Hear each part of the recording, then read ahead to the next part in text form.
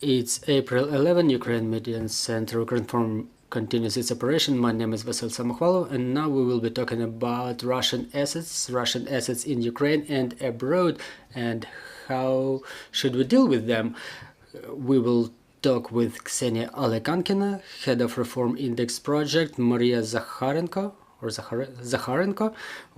head of the Government Relationship Department at Prozorro.Sale, Hlib Kanievsky, head of StateWatch expert organization, and Oleh, chief consultant of the Department of Organizational Work of the Office of the President of Ukraine, and we will start our conversation with him.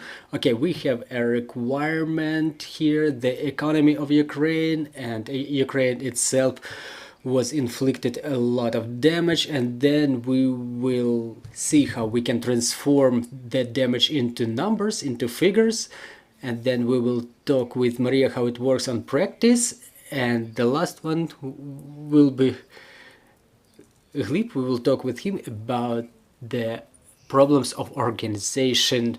Mr. Oleh, so what was the damage that the Russians inflicted on us? How is it transformed into figures?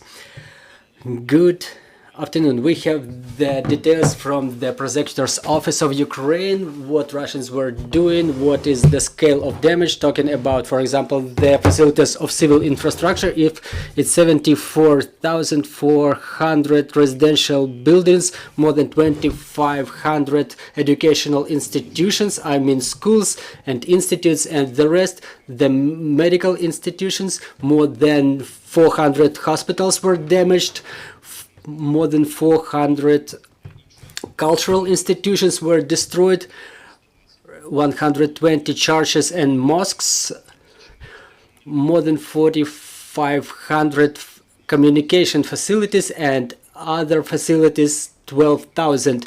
As to the strikes on the power infrastructure object, 114 were destroyed, 279 strikes fell on them, more strikes were accounted for Dnipro region, 34 strikes, 30 in Kharkiv, 27 in Kyiv.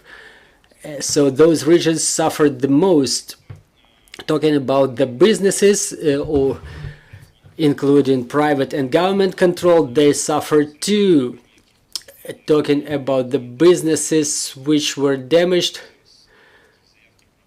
who submitted their applications, their Metinvest, Epicenter, Mironevsky Hliboprodukt, Good Wine, and many other businesses who were deprived of their logistic hubs, such, they include Dragon Capital and others. Their facilities, their manufacturing capacities, they were either damaged or destroyed to the ground. As to the how and what the state does to return those funds, so we work on compensating the sovereign funds from Russia first. Well, first of all, according to the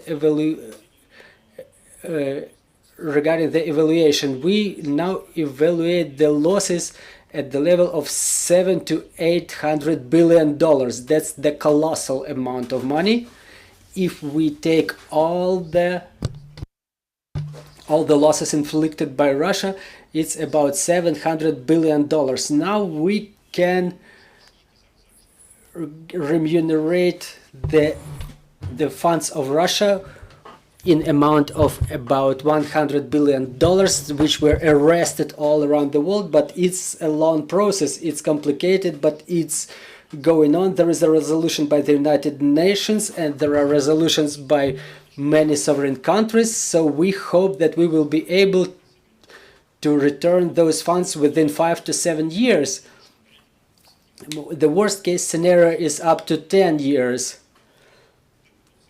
As to where those funds will be channeled, the mechanisms will be developed by the international, those countries who support us in this process. That will be a pool of international experts which will assist us to return those monies.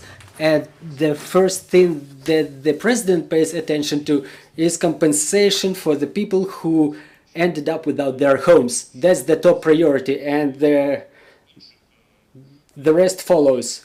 As to the other Russian assets located abroad, I mean the real estate or any industrial facilities or business facilities which belong to Russian oligarchs who end up under sanctions, who belong to Russian government-controlled companies such as Gazprom or others. That's the separate area of our work. We keep working on having it arrested and returned to Ukraine. As to those assets which were located in Ukraine, you see that Ocean Plaza is one and first example. We work in that area quite actively, and we hope that we will be able to confiscate it in favor of Ukraine. But we have to understand that even if we arrest all the facilities, all the assets of Russia all around the world, probably we won't be able to compensate those amounts in full, and then we will persecute Russia in courts to the extent possible to take everything that they owe to us, to take it all from them, to remunerate all the damage that they inflicted on us. This is in brief. Well, what is the means of verification of all those losses? For example, there are people who arrest those assets, and there are us. We say that, okay, this is the amount of losses inflicted to us. And they say, okay, we understand it. So who verifies it? Who approves this resolution? So we're currently working to have the register of losses and damages. Now the work is underway on this international register, which will include all the damaged property. The register is not yet composed, but the work on that mechanism is underway. What I mentioned, 700-800 billion, is the preliminary estimate. We don't have this international register just yet, but the work is in progress and we have understanding of how it will be going on. So within half a year, we may expect this verified list of everything. It will be added just by other losses until our very victory. So let's pass the microphone to Kseniia. What do we account? Is it direct losses or indirect losses? For example, if there is a facility of a business destroyed, industrial facility, we understand is the loss of jobs, is the loss of profit, who verifies it, how can we claim it, how it works in the legal field, and so on and so forth. Please. Yes, our colleagues from the Kyiv School of Economy, in coordination with the ministry, they have this project to compose the register and to calculate the losses. Ukraine approaches this matter of sanctions and the reduction of losses or compensation from different ways. We have legislation in place on the enforcement of Russian assets, which was already mentioned, and as to the sanctions regarding specific persons, for the people who support the Russian war against Ukraine, they are subject to the sanctions and to confiscation of their assets. There are also preventive actions. Ukraine tries to reduce the influence of Russia on Ukrainian businesses. We have restrictions for Russian citizens and Russian businesses to the defense complex, to the medical businesses. There is a restriction on procurement of medicines from Russia or Belarus. We may expand this area of work because Russia should in no case make money in Ukraine to finance the war. So we have to expand this legislation in terms of restriction of Russia in fields of services and goods. Well, everywhere where Russia may acquire any personal details of the Ukrainians, that's the matter of national security. Yeah, for example, like cell communication. Yes, exactly. We also did a lot in cultural sphere. We restricted the books and music products from Russia. We restricted Russian civilian organizations and civil organizations and political parties. and confiscation of their property through the courts. So we're moving from different directions, and apart from the sanctions of NSDC against certain personalities and businesses, there is the general framework process as to the restriction of Russian influence.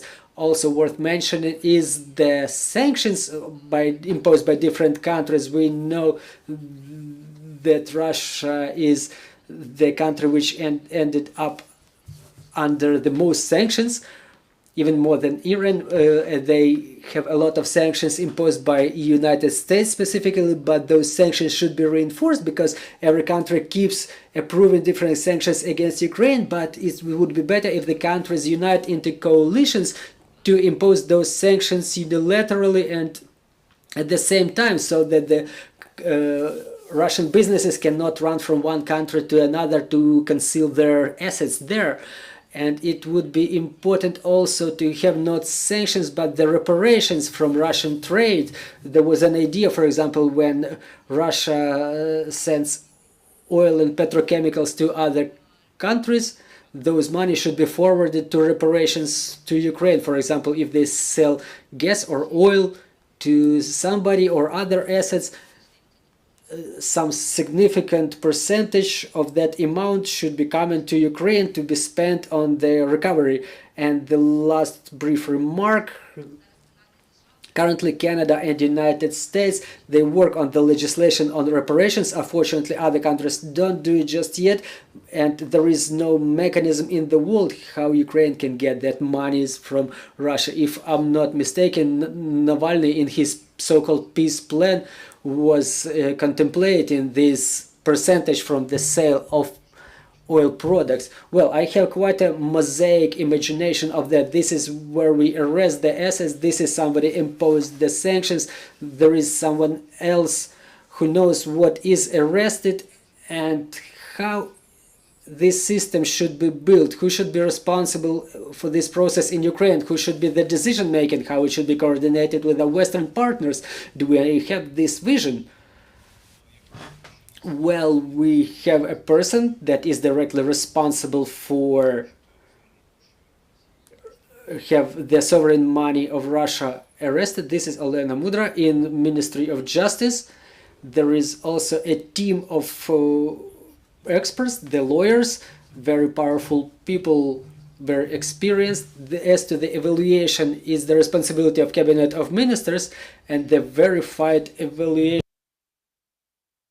it is done in coordination with the Ministry of Justice and our international colleagues. The Office of Prosecutor General all the time keeps track of to make sure that everything that is damaged is documented, all the losses are documented, and it helps adding the details to the register. This is how we can understand what was damaged and what is the amount of losses. This is how we can prove it through the course. Okay, so let's proceed from the register to the actions. How does it work? How, for example, it can work on our part?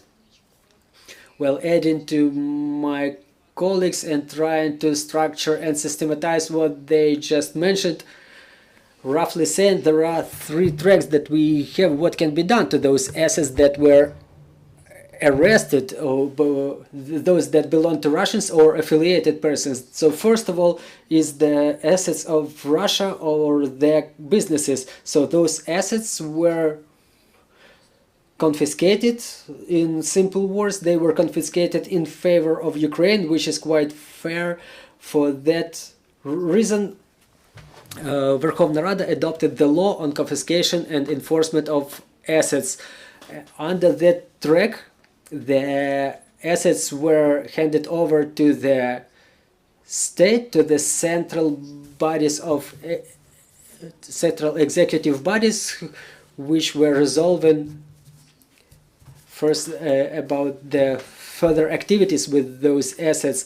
So we're talking here about two banks, and they were handed over to the fund of the national property, and that those organizations, they were dealing with the matter what to do with those assets. So first of all, they transferred the funds from the accounts of those banks in favor of Ukraine, and then they started the procedure of sale of those banks' property. So those liquidated banks, they were sent through in a transparent manner through national bids, and we made 2 billion through this sale of the property of or other assets of those Russian banks. Also, there are corporate rights of those banks, and upon the decision of the Cabinet of Ministers as of February this year, they were transferred to the Fund of National Property, which is supposed to sell those corporate rights in the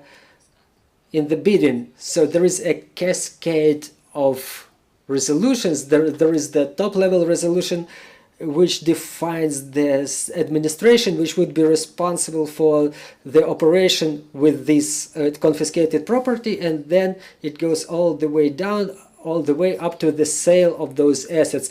And another track is the property which belongs to the Russians who are under sanctions. The Ministry of Justice submits the cases to the Anti-Corruption Court of Ukraine to confiscate the property of the persons under sanctions. So the efficiency, or not even the efficiency, but the number of successful cases is lower, because the process of collecting evidences to prove that that property belongs to this or that specific person, it's a lengthy process, but the procedure is more or less the same.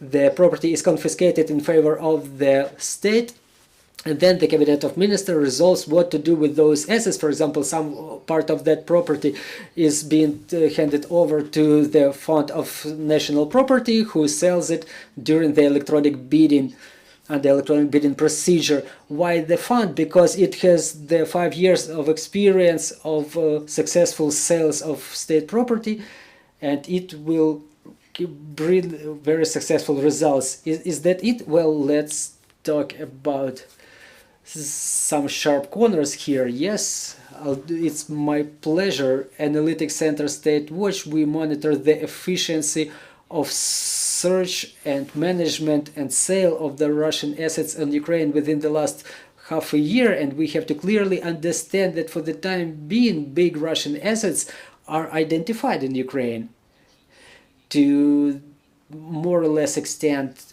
and today we have a unique historic chance to eradicate the Russian business and its influence in Ukrainian economy, in making political decisions. What happens to the confiscation of Russian assets in Ukraine? So we have to realize, first of all, that confiscation of sovereign assets that Mariia mentioned, just like government-controlled banks like Sberbank, for example, and the enforcement in favor of national budget, I mean the assets of the persons under sanctions, it's only possible during the martial law. If they remain after the martial law, the story which was happening after 2014 may repeat. Though first there is Russian business, then there is pro-Russian politicians, pro-Russian media here, and they work according to their stencil here. So we have all those assets identified, first of all, under criminal cases. Today we already mentioned that there is the procedure for management of arrested property and the procedure for sale of arrested property and assets, and it happens until that very moment, until the Ministry of Justice enforces those assets through the procedures of anti-corruption court. But first of all, the Ministry of Justice faces the task to identify the property of more than 4,000 persons, sanctioned persons. It's a task that requires a lot of efforts. Then management of Russian assets is difficult because we don't have a register of arrested property. We don't really understand whether the property is Russian or not, and this information is terra incognita. We don't know what's going on with that property. And it results in low efficiency in assets management and the sale on part of the state agency for search and sale of assets. they don't promulgate the information about the assets that they manage, and it results in low efficiency of the sales. So no, regardless of the fact that the assets are identified and the key assets are arrested and some of them are being enforced, we prepared certain recommendations which will assist in eradication of Russian business from all spheres of life in Ukraine during martial law. So first of all, we have to enforce the assets. It's the most efficient procedure in our opinion, and Ministry of Justice should be reinforced right now. We cannot wait. They have to get more lawyers. The Ministry of Justice should be allocated more funds to organize the process of search for information about the assets of the sanctioned people, because again, we have a lot of cases but only one Ministry of Justice. Also, we have to create the register of sanctioned people and businesses, because meanwhile Ministry of Justice collects the information, we have to know what to confiscate. So meanwhile they're packaging this information to have it submitted to the anti-corruption court. We don't have this register of this sanctioned property, and us as a civil organization, we document the fact when the assets are being registered in favor of reassigned to other citizens or legal entities of other countries which are not under sanctions. So in our opinion, we have the NSDC resolution. There is identified property. There should be a register where all that information is documented. So all the bodies and authorities, including banks and notaries, receive that information automatically, and they understand it's sanctioned asset, and there should be no actions taken in regard of that property until it's enforced by the Ministry of Justice. And there should be priorities set for the Ministry of Justice. No legislation sets such priorities. What to enforce? First of all, what is the priority for enforcement? So we gather all the information about those 4,000 sanctioned entities just in a regular way, and the information gets mixed up. For example, there is a procedure. There is a case of Deripaska, the enforcement of Deripaska's assets case in the court, and some dean of a university who has an apartment in Crimea, and Ministry of Justice works equally. Well, that takes the equal amount of efforts in their regards. So there should be strategy in place for the Ministry of Justice that first some big assets should be confiscated first of all. So that strategy can only be identified and approved by the government.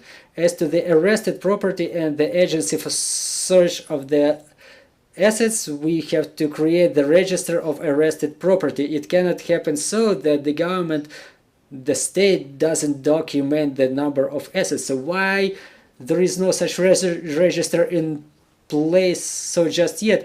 In our opinion, it's the institutional incapacity to launch such register by the Agency for Search and Management of the Assets. There was no such register before the invasion. After the beginning of invasion, they said they created some register, but they don't show it to anybody. They said the information should be classified. Well, and we just trust them that there is some register that they have. But in our opinion, there is also a problem with the choice of managers for those Russian assets. We as a civil organization, we support the concept. For example, if the agency for search of assets cannot do that, we don't have enough time. The martial law may end at any moment, and this is the only moment we can sell this Russian property. So we have to make a bid for this sale. It should be handed over to the Prozorro platform, which proved itself as a platform that successfully sells the privatized facility, privatized businesses, privatized property. So when all those activities will be in place, those are very specific activities and they are quite realistic. This is when we will be able to implement the idea of decommunization. If in economy we will oust all the Russian businesses from Ukraine, which were source of political pressure. They created different political parties. They were making their political TV channels. Mr. Oleh wanted to add something. Do we have an understanding of the amount of Russian capital? How many assets do we have here? We say that we have to arrest them, but we have to rely upon some estimates. Well, I can only give you the figures that are published publicly in the register of court resolutions. They are the assets documented in cases against Russian Federation under different articles like failure to pay the taxes or financing of terrorism. So it's more than 200 companies in logistics sphere, power, energy sphere, transportation, all kinds of businesses. So if those companies are informed, because they are affiliated, their affiliation with Kremlin is already identified. So if those companies are enforced, we can say that Russia was fully ousted from Ukrainian economy. Well, for what I understand, we may have some legal complications or risks, because we understand that they will protect that was in their opinion unfairly confiscated, and most likely after the war we will be facing some post-war court proceedings. So what are the instruments, the mechanisms that we should use in not to recoil the process after the war? And we understand how we arrest the assets of Russians in Ukraine, but how can we arrest and sell the Russian assets abroad? For example, Canada approves resolution on reparations, and they say, here's the Russian house, the building of Russian house in Toronto. Deal with it. We have to understand who will manage this property, who will be responsible for management of that property on Ukraine. So two questions. First, the safety, how to neutralize it, how to avoid the court proceedings after the war. And then another question, how do we manage and sell those assets that are located abroad? Thank you. Well, as to the first question, look, the guarantees. Oh, Mr. Oleh just has to go. Please sit closer to us. Well, as to the disputes in future, that's the matter that we dealt with in Prozorro in the beginning of the electronic bidding history. For example, in cases of bankruptcy, there is the practice, if the property was sold under legal procedures upon the results of the electronic bid or auction, that would allow to provide for market price. There was no violation of the property right, because the market price was achieved during electronic bidding. Well, they may dispute the confiscation of property in principle. Yes, they probably may, and they most likely will. So that's the responsibility of the Ministry of Justice and our lawmakers, how they contemplated those amendments to the enforcement in favor of the state of Ukraine. So potentially, if there is legislation, and if that legislation does not confiscate the property unreasonably from an entity, whether they are affiliated with the aggressor country or they are under sanction, are they part of the sanction list, so that entities pose threat to the national security. Well, in my opinion, why it would be efficient, so anti-corruption court, it does not identify that the entity is guilty. They just say that there is affiliation between certain entity and a property which was identified as the property of that sanctioned entity. So the anti-corruption court confirms that affiliation, and that provides reasons for Ukraine, the state of Ukraine, to confiscate the assets in their favor. So this structure is steady, and it should pass the test of time. And one of the biggest violations of the property rights is when the property is being sold at low price. It means that the right of that entity was infringed, and even that resolution is recoiled, the property will not be returned to that entity, and it would be a violation. So legality of that procedure, the competitive procedures of sale, they should secure Ukrainian position in international court. Well, then I have another question to Mr. Hlib. Then how do we avoid corruption risks? We understand that when you manage some big property, you may not be in hurry to sell it, because when you can appoint managers, when you can appoint the person who disposes of the property, you may not be in hurry. You know the facility keeps working, the asset works for you. So how do we nullify those potential corruption risks?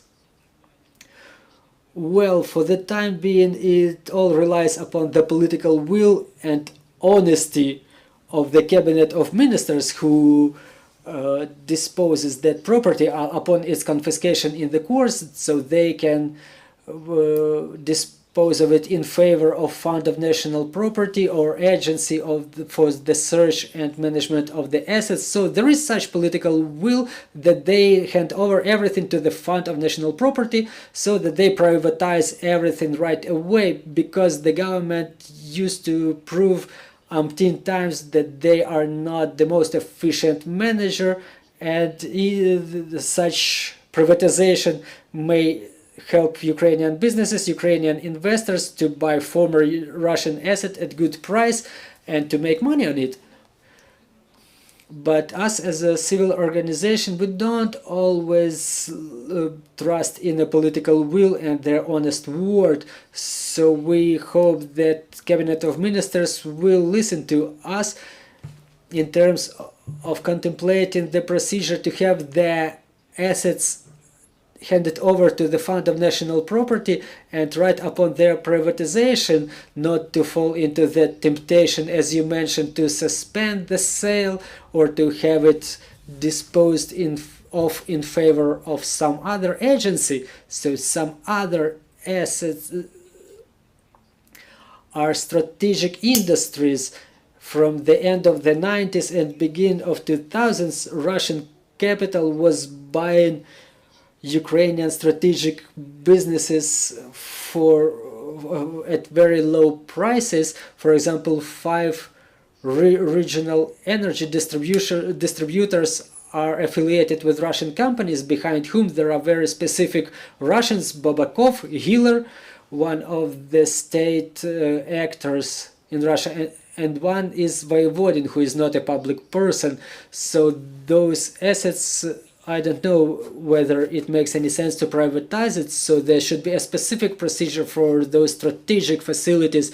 But for example, during the martial law, the government should have control over the strategic enterprises during martial law, and when our economy improves after war, we may engage international capital. Well, first of all, not Russian, but to engage international capital from the countries where corporate management is well developed. I mean, from the countries of G7, European Union. So that capital should come to Ukraine together with the transparent management practices that we should borrow here.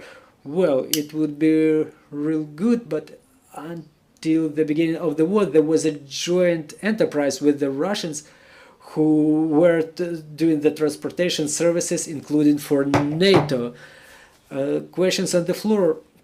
Ukrinform, how complete is how comprehensive in the Ukrainian legislative practice is the list of instruments that is being used for confiscation and nationalization and privatization of former Russian assets? Are there any more legislative changes required to add to those laws that you already mentioned that were approved back in May last year?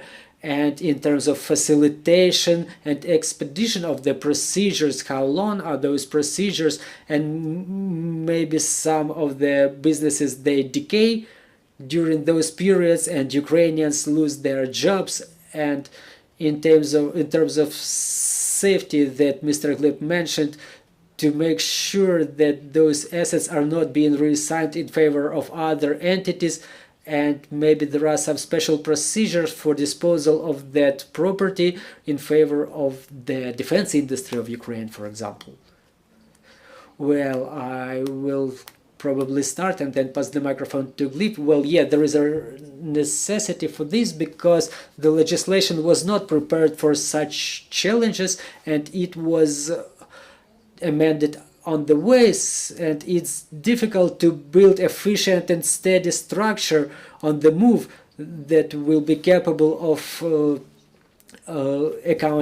taking into account all those changes and challenges of time. So we have to reduce the time between certain phases, for example, between the resolution of anti-corruption court and handing over of an asset to the Fund of National Property. And besides, also I want to say that the sale should be transparent and efficient, not only through electronic bid system like Prozorro, but it should be some reliable auction that makes sure there is no intervention of the third persons in such auctions. Also, what Hlib mentioned is the reduction of number of people or entities which can manage those assets. For example, the Cabinet of Ministers is a collective body. They gather the interagency teams that inventory those assets, and they deal with handover of those assets to other entities, other agencies, and this is what results in those consequences that you've just mentioned. So if all those functions will be reassigned to just one agency, whether it will be the Fund of National Property or the Agency for Search of Assets, it will expedite the process, and maybe it will help us obtain funds from the sale of those assets more promptly. And if I'm not mistaken, there is a number of initiatives in the Parliament, Draft Law 8311 and 8250, 854, if I'm not mistaken. So they are the legislative initiatives of different deputies who propose how to optimize this procedure. I would like to add that we found out that there are 40 different legislative acts as to restriction of the Russian influence in the Ukrainian economy. For example, there is no legislation as to the restriction of Russian civil organizations' activity in Ukraine. There is no procedure for confiscation of their property in a legal manner. Also, I would like to mention the criminal law. There is a position for confiscation of property for high treason, but the property may either be confiscated or not upon court resolution in case of assistance to the aggressor, for example. So this procedure should be amended, in my opinion, to confiscate the property in a mandatory way in favor of Ukraine. So to what extent do we have to sell the property? The investment climate in Ukraine is not quite favorable. The access to the money is not quite favorable too, which means that there will be no proper evaluation of those assets, and the buyers of those assets will be most likely Ukrainian companies. For example, Mr. Hlib said that the pledge for our success is the access of international companies, of foreign companies to our market. So there is a logical question: does it make sense to suspend those sales until better times? Well, it's a logical question. In summer last year, there were amendments adopted to the law of privatization, and the deputies were asking, why should we resume privatization? There is economic crisis and war in the country, and economic capabilities are way lower than they were before the full-scale invasion. It's a relevant risk on one hand, but on the other hand, the management is a costly process. It's difficult to find a good manager. The assets are risky and specific, yeah, and the salaries were limited. Yes, to find a good manager for a risky or problematic asset is more complicated than selling that asset. And another thing, if you check the indicators of privatization when it was resumed in August last year, they are the same as they were before the war, before the full-scale invasion. If that asset is interesting, if a buyer understands that their rights are guaranteed and protected, they will come and buy that asset. So those risks are statistically unproven, so to say, because there are buyers, they have financing, they have funding, the international investors are allowed to the bids, they may come at any moment and to buy those assets. I would like to add just a couple of words. There was a company, just one example, construction company Air Rock. They manufacture the concrete, one of the most up-to-date industrial facilities in Ukraine. They affiliated with Russian oligarch Molchanov, who is famous for building bulletin for Russian army. So their property was arrested in Kyiv region. It was handed over to the Agency for Search of Assets. The agency found the manager. It's been 1 year since the confiscation and nothing happened. The agency, they have their procedures, and we found out that the activities and manufacturing capacities are suspended, but the people, we were not from that industry, but we understand that construction industry, when the activities are suspended, it's the end of their business life. So there are dozens of vehicles staying there, the trucks, the off-roads which belong to the management. So the people lost their jobs, people got fired, someone pillaged those cars already, the equipment from the capacity was stolen by some unidentified persons. So this is how the agency manages those assets. So probably there should have been another procedure contemplated for the sale of Russian assets. It's coming back to your question whether any amendments to the legislation are necessary. Well, obviously they are. Let them sell it at just 1 hryvnia, but the assets should keep working, because on one hand we complain that we don't have concrete to build the reinforcement structures in the front lines, and on the other hand there is the industrial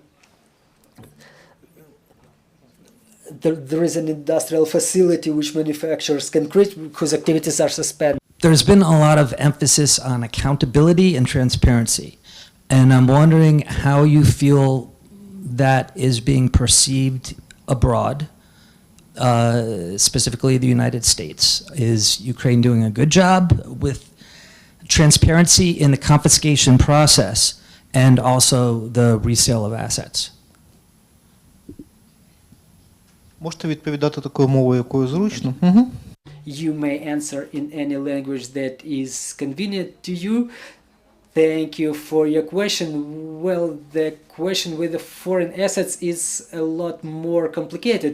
In Ukraine, we may roughly send adopt the legislation which is more convenient for us, and we may dispose of those assets in a manner more comfortable for us. But talking about the assets located in abroad, there is the legislation of other countries which should be taken into account, their approach to the confiscation procedures. So it's mostly the responsibility of Ministry of Justice and creation of some ad hoc tribunals to have some specific case considered, to have them considered on a case-by-case basis. Foreign perceptions of the handling of these issues within Ukraine, domestically. So not the foreign assets, the assets that are confiscated in Ukraine, and how do other countries feel about how that's being handled, do you think? In regard to accountability and transparency. Хороше запитання. Хотілося б вірити. Well, it's a good question. We would like to believe that it's not my area of professional responsibility, honestly, but judging from what the international donors say about the changes that they observe, it looks like they support it, and they deem sufficient those measures that are being taken now in terms of their transparency, their legality, their legitimacy. So when the amendments were done to the legislation on the sanction policy and enforcement of Russian assets, they were supported by European delegation, European Commission. There were no serious remarks as to the violation of property rights. Maybe there is certain discount that they see that there are circumstances under which those resolutions are made. They are very specific, they're special, and this should be a proof of the transparency and accountability. Do we have any more questions on the floor? Well, now that we don't have, let's wrap up. We've had quite an interesting discussion. I have a small comment, though. Just I think day before yesterday there were news about a British company who assisted in supply of microprocessors to Iran for manufacturing of their drones within the last year. So it may happen anywhere in the world, but I hope and I strongly believe that we will adjust the instruments for prompt and transparent sale of the assets, and we will arrange the procedure for arrest of the assets. For example, my personal story, I see a chain of restaurants. I know for sure that they are Russian business. I know that the owner has sanctions imposed upon them, but the chain keeps operating, which means that the state underperforms in this area. But we have to say goodbye today. See you shortly. Have a good day.